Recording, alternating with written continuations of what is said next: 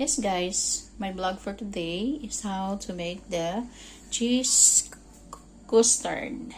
Yes guys, this is our ingredients that we make it. Hello guys, welcome back to my channel. Ngayon guys, our vlog for today ay gagawa tayo ng how to make cheese custard. So guys, this is our ingredients. We have 6 eggs, 1 pack of cream cheese, this one, a ricotta cheese, and 2 whipping cream. So that is our all ingredients guys. So first thing to do, mag-ano tayo ng eggs muna. 6 eggs guys.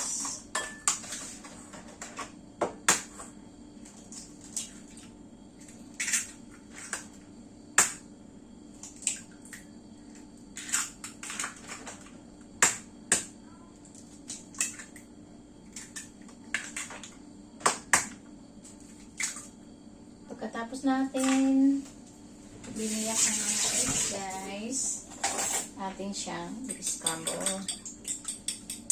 Yeah. Need to scramble it.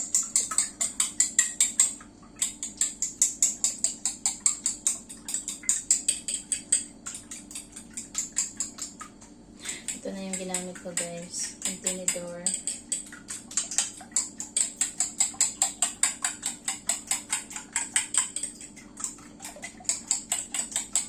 In English is pork. Ito yung ating ginamit sa pagbabati ng ating eggs.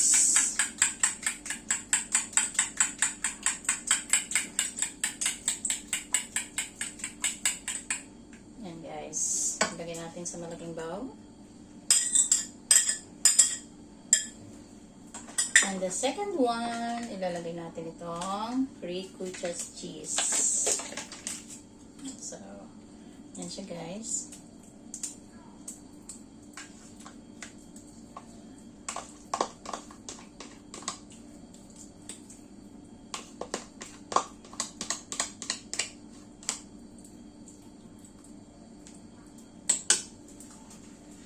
And then, ihalo natin din yung ating cheese cream.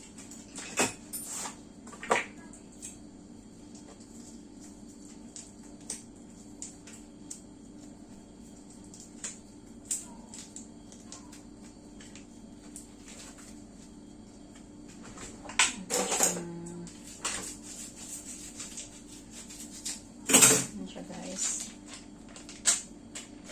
and that is our cheese cream.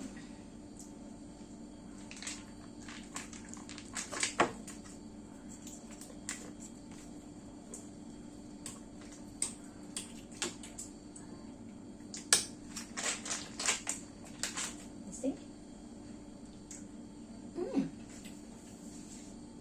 Cheese cream nga.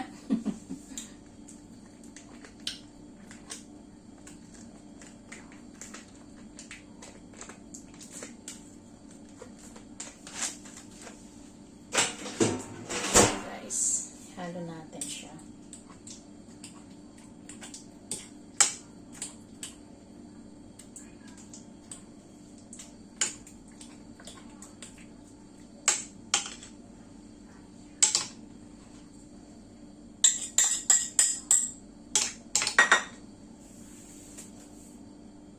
And guys, we put the vanilla essence and we put the brown sugar. 5 spoon lang ilalagay natin guys ng ating sugar. So I use the brown sugar kasi mas healthy yung brown sugar kaysa white yata. So brown sugar ang aking ilalagay. So we put 5 spoon of sugar.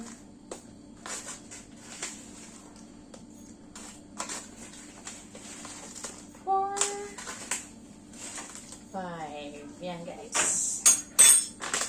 And a teaspoon of vanilla essence. Yan. siya, guys. Mix, mix, mix, mix.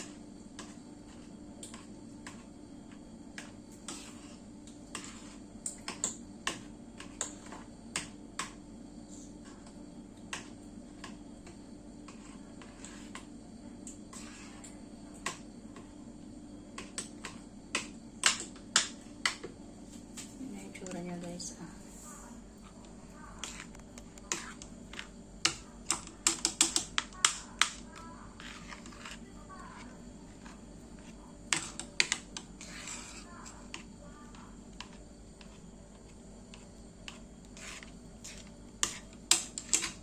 Wala kasi akong mixer, guys, kaya mano-mano nga akong ginagawa.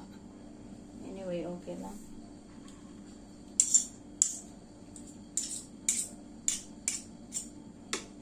Exercise ang ating mga kamay at ating tikman.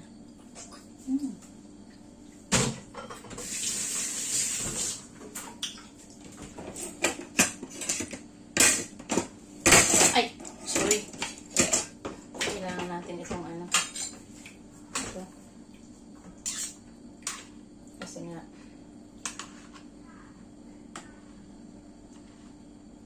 yan, guys. Pagkatapos natin nadurog lahat, guys, na-mix na natin lahat, ilagay natin ng 25 minutes with 120 degrees Fahrenheit. So, yan siya, guys. Yan. And thank you for watching. Don't forget to subscribe and like and share ng aking mga videos. Kung hindi pa kayo subscribe, guys, please subscribe. Ang hirap ko yung mag-halo, guys. Kaya subscribe na kayo. Thank you and God bless us all. Bye! Yes, guys, sa paggawa ng cheese custard, may kamahalan siya. Pero mabibili ninyo yung i-ano lang ninyo yung ibang product na mas mura. Ayan, guys.